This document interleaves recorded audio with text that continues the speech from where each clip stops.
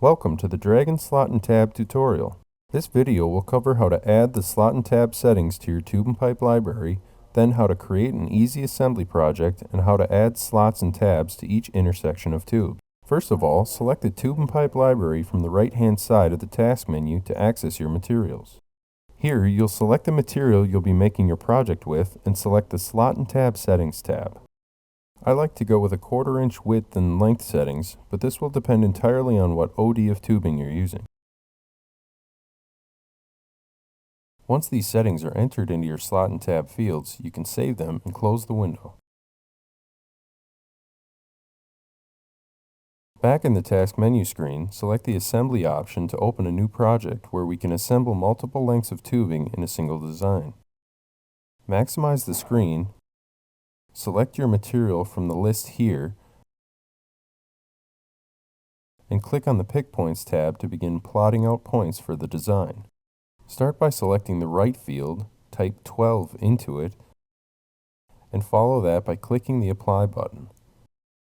Then, change the 12 to 10.5 and click Apply again.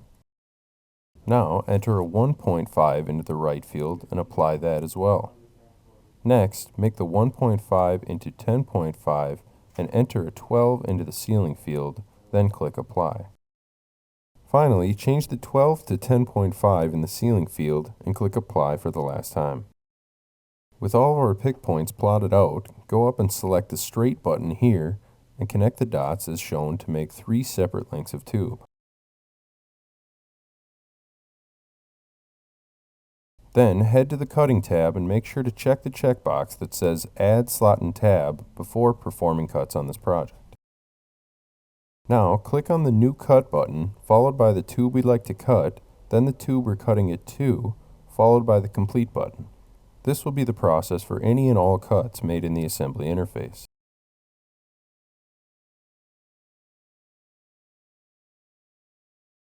As you can see, the slots and tabs are added to the cut profiles for each tube. Clicking the Display button from above will show our assembly in a 3D format. With all of our parts created as we want them, we can transfer all of them together by clicking the Transfer button above and choosing the Drag and Cam option.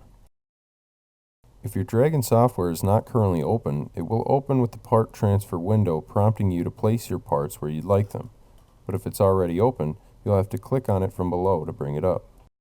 In this case, all 3 of our parts are identified with the correct material and can be sent to a new nesting project. Dragon Designer will be used if there are any in-depth changes that you'd like to make to your parts. Once you're in the nesting project interface, you're free to designate your stock length of tube in the Settings tab in addition to some other helpful functions. Clicking on the Parts tab, you'll be able to see your parts and add them to your stock tube by double-clicking them or using the green plus sign and designating a quantity as seen here.